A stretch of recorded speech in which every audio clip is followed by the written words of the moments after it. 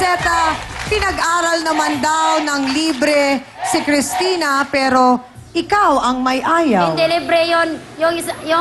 Yung araw na humingi ako sa kanya ng pambili ng papel, yung lapis, kasi wala na. Kasi alam mo, Christina, ito papaliwanag ko sa'yo ha, napakahalaga na mapag-usapan ito ngayon, mailabas ang lahat ng sama ng loob mo at mapakinggan mo rin ang iyong ina. Kasi ito ang magbibigay ng katuldukan sa nagiging ugali mo ngayon sa buhay. Sige, isa-isahin natin. Ano pa yung ibang sama ng loob mo sa nanay mo? Ayan, nandyan siya, nasa harapan mo, para malaman niya, mapakinggan ka niya. Sige. Yung nag-aaway kami ng asawa ko, hindi naman siya tumulong. Sinasabi niya, maghiwalay kayo para ipaghiwalay kami. Pati mga anak ko, bibigay daw sa asawa ko. Yun na nakasakit sa pangloob mo. Yung kapag nagsusugal ka, inano mo yung anak mo. Kasi marami na nagdudumi na yung anak mo. Sinabihan kita, kung ano ang pamahalan sa'yo, yun din ang galit mo sa akin. Bakit mo ako pinagalitan? Ha? Maging ganyan ka ba? Oh, Christina, pakinggan mo muna ang nanay mo. Maging ganyan ba katawan mo? Kung wala akong kwentang ina, sinabi mo pa ako walang kwentang ina? Wala akong karma? Tiniis niyang maging 3 taon na hindi nag-sorry sa akin. Hindi mama, sorry. Hindi niya nagawa yun.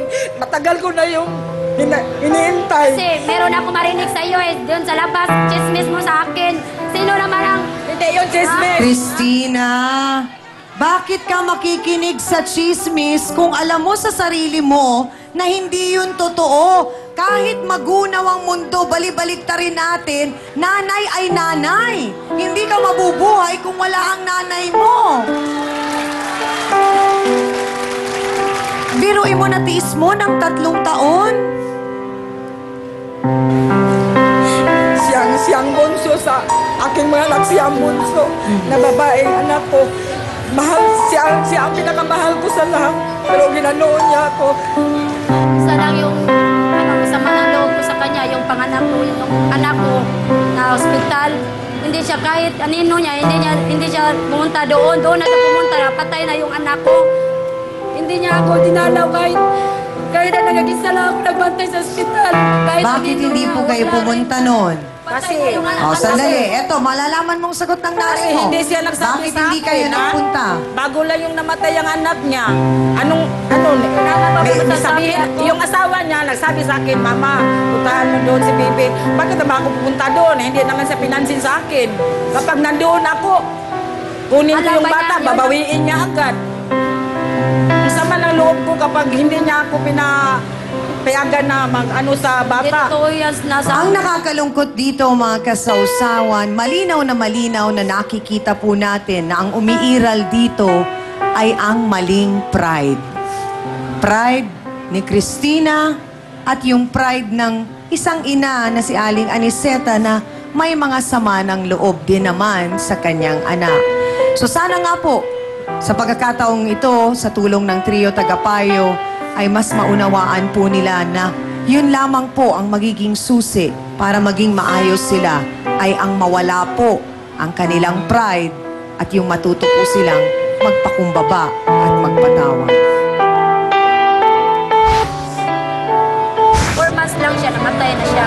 Tapos yung ngayon, ilang taon na namatay? O wala pang 1 month. Masyado ng depression to. Okay. Ganito ha. Naintindihan kita. Alam niyo, talaga napakahirap ang magtaguyod ng isang pamilya. Wala pong eksaktong pamamaraan dyan. Hangad naming lahat na naging maganda sana ang resulta ng counseling po ninyo, Attorney Ben. Ako po, Tiangami, ay may malaking pananaw na ang problemang ito ng mag-ina ay mariresolba. Kaya Aling Aniseta, tandaan po natin na kahit na ang ating mga anak ay nasa hustong gulang na, sila ay may sarili na rin pamilya, ay hindi nagtatapos doon ang ating responsibilidad sa kanila.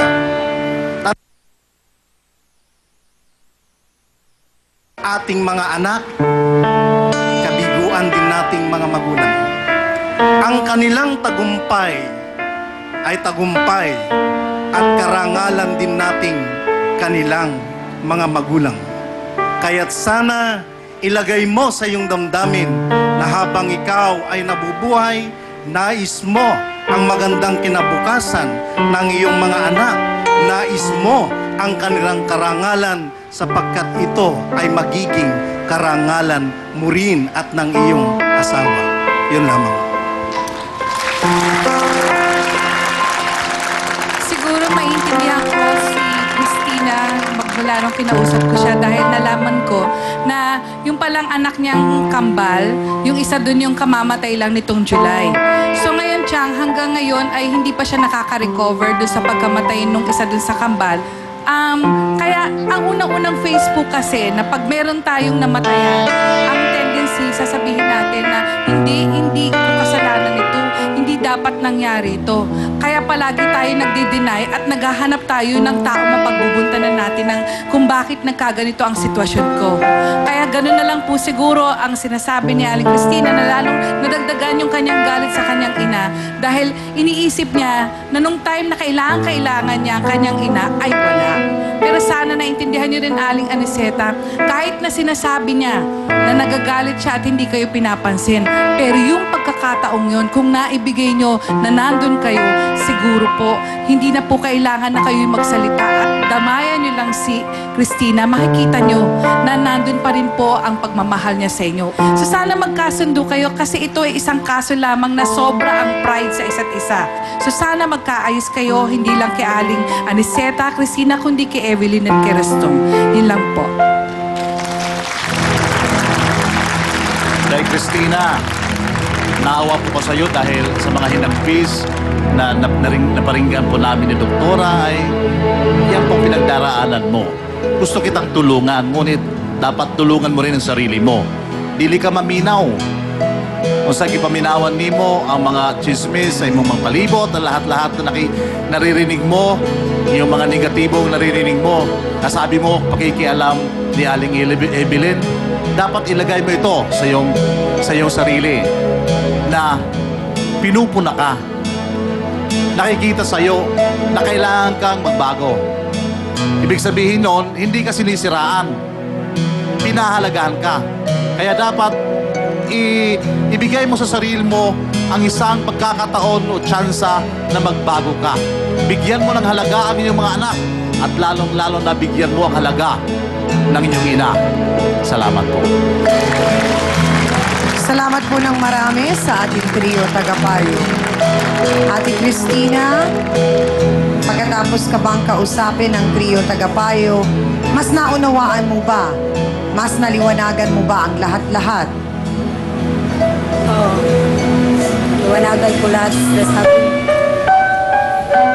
Kayo po, Aling Aniseta, mahalaga din na malaman ng mga magulang na hindi porket tayo ay may edad na o mas matanda kaysa sa ating anak, ay may mas karapatan din tayong magbigay ng mataas na pride o maling pride, ika nga.